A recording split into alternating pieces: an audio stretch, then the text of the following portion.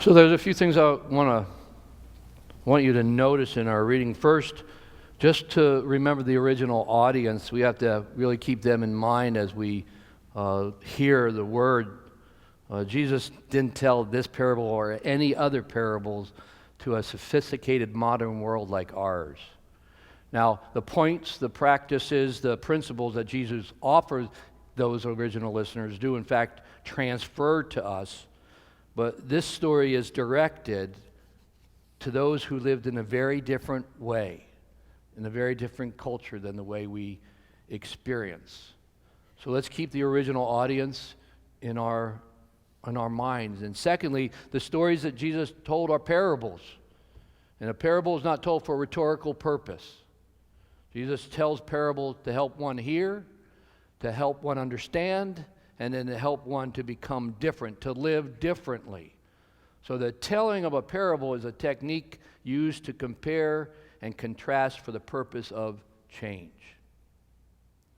God's word is a living one. It's not passive, it's not static. It challenges us to become more engaged followers, to live more Christ-like in our daily lives. So these two parables that we heard are classified as parables of treasure. And a parable of treasure invites the listener to embrace the value of what God is offering. Let me say that again. A parable of treasure invites the listener to embrace the value of what God is offering. So the question that I've been asking is, what is God inviting us, the listeners, to value in these parables?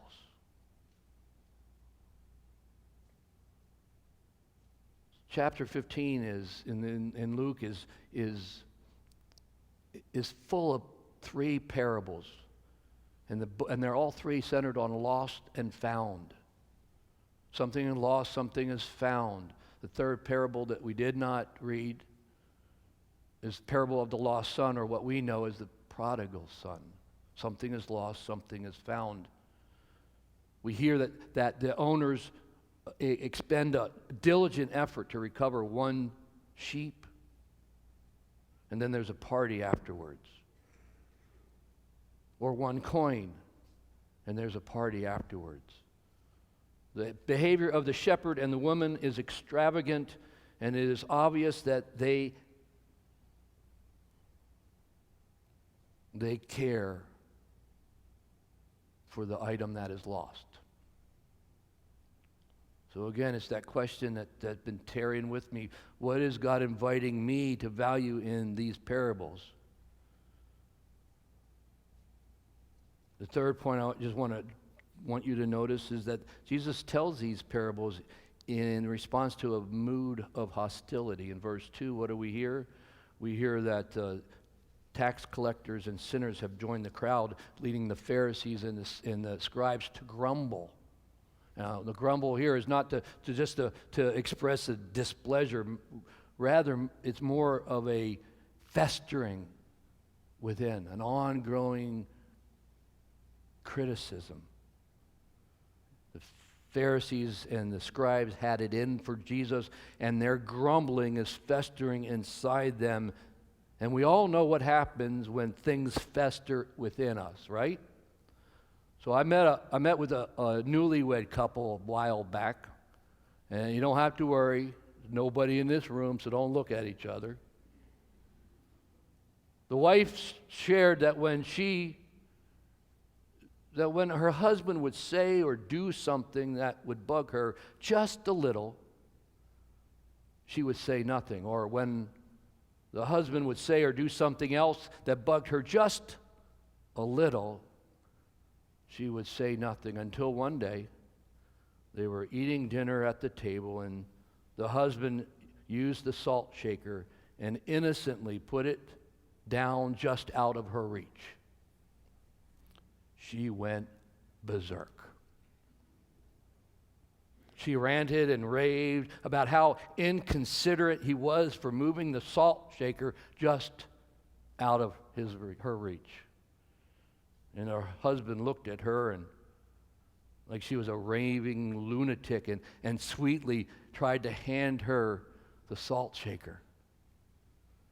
And the wife screamed out, "It's not about the salt shaker." We know what happens when things fester within us. It builds and it builds until, boom, it comes out. So the festering inside the Pharisees and the scribes had much to do not only with the message, but also with the people with whom Jesus was hanging out with, interacting with. And the religious leaders had already decided that the people Jesus was dining with were unredeemable. They decided that the folks that he was with were not worthy of their attention, his attention, let alone God's attention. They did not matter. They were not valuable. They were unworthy and unacceptable. And the religious leaders' argument against Jesus dining with those people was simply that they were unredeemable, and Jesus and they should have nothing to do with them.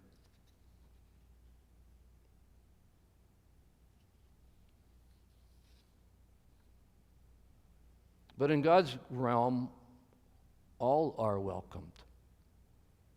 And we are to value each other rather than limiting or narrowing our understanding of God's nature. God is bigger than we think. God is bigger than we believe. And in two parables do in fact indicate something significant about Jesus. The shepherd's willingness to go out and seek the lost sheep and the woman's extravagant effort to seek out the lost coin tells us how far God's grace gets extended.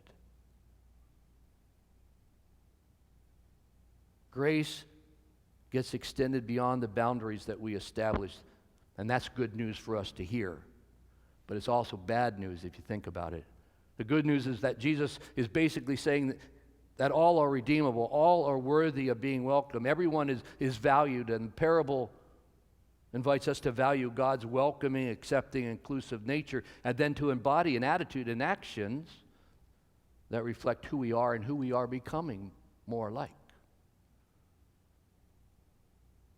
So I think that's part of the answer to the question, what is God inviting us to value in the parable?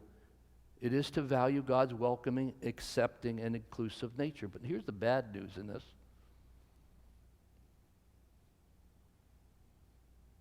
Or maybe it's more challenging news for us. Because if all are welcome, that means we have to let go of our stuff that we've been taught to believe about others. We have to stop generalizing and stereotyping. We have to be less judgmental and condemning of others.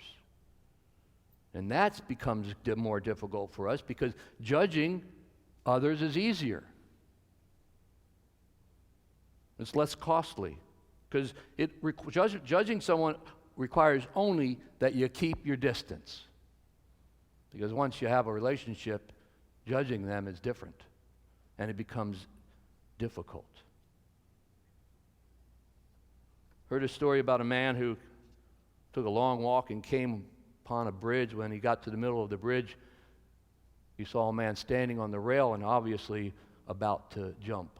The man was so distraught, he said, "Don't jump, I can help you." "How can you help me?" asked the man on the rail. The first man replied with a question of his own, "Are you a Christian?" And the man on the rail said, "Yes, I am." "Well, that's so wonderful," he said. "So am I." "Are you a Catholic or a Protestant?" "I'm a Protestant." "That's great, so am I." "So what sort of Protestant are you? Are you a Baptist, a Methodist, a Lutheran, a Presbyterian, or something else?" And the man on the rail replied, "I'm a lifelong Baptist." "Praise the Lord," came the response, "so am I." "So let me ask you this, are you a Northern Baptist or a Southern Baptist?" And the man on the rail said, "I'm a Northern Baptist." "Are you a Northern Conservative Baptist or are you a normal Northern Liberal Baptist?" The man said, "I'm a Northern Conservative Baptist." He said, "Well, call Ripley's, believe it or not. This is amazing," the man shouted out. "So am I." "So, are you a Northern Conservative Baptist fundamental, or are you a Northern Conservative Baptist reformed?"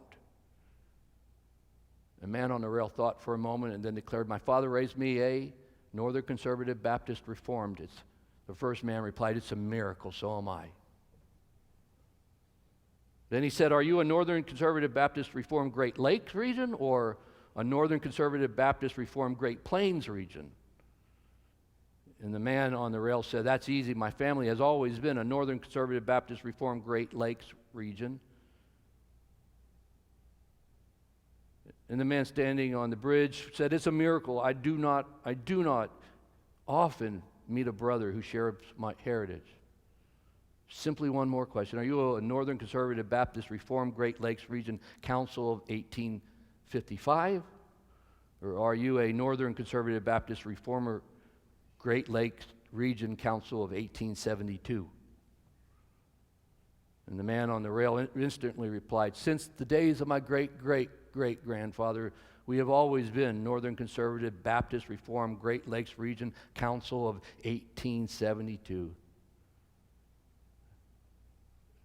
After an awkward pause, looking up at the first man, he shouted out, "Then jump, heretic."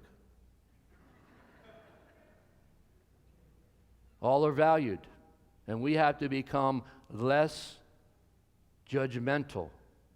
Work toward becoming less judgmental against other people, and to live like Christ means to value God's welcoming and accepting nature. And that's good news, because all are welcomed. Even the Northern Conservative Baptist Reformed Great Lakes Region Council of 1855. And there's just one more thing I want to offer. I want to talk about the value of passion and determination, because I believe this is also something God is inviting us to hear and value in our everyday living. Think about the effort, the passion and determination embodied by the shepherd and the woman. They extended genuine effort to find that which was lost. They were determined to find what was of great value to them. The shepherd lost one sheep. The woman lost one coin. But both were determined and passionate about finding that which was lost. So being passionate costs us time and effort.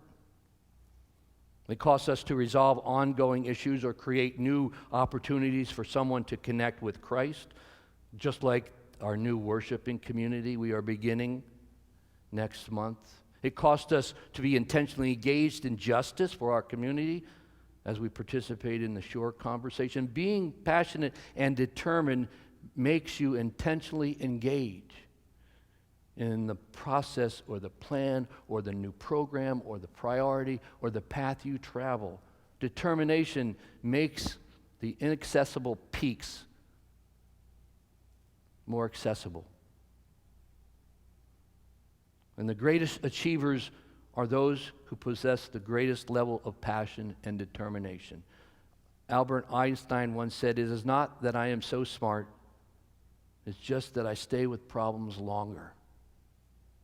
So passionate and determined people of faith make a difference, and we are to value passion and determination. So let me invite you to see yourself, for us to see ourselves as passionate and determined people of faith, determined to share and to serve, determined to care deeply for each other, determined to journey toward Christ-like living with intensity.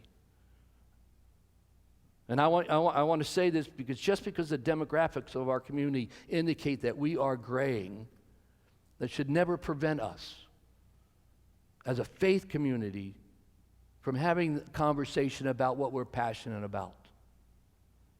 As a faith community, whatever stage we find ourselves, we need to be passionate about who we are and what we're called to embody. We need to have that shepherd's kind of passion. We need to have the woman's kind of determination to deepen relationships with others so we can continue journey toward Christ-like living. We need to be passionate and determined about sharing good news and being people of good news. The God that we worship is a God who welcomes, God who accepts and redeems people to wholeness. So let us be passionate about what God is doing in our lives today, and let's stay determined to live the more excellent way.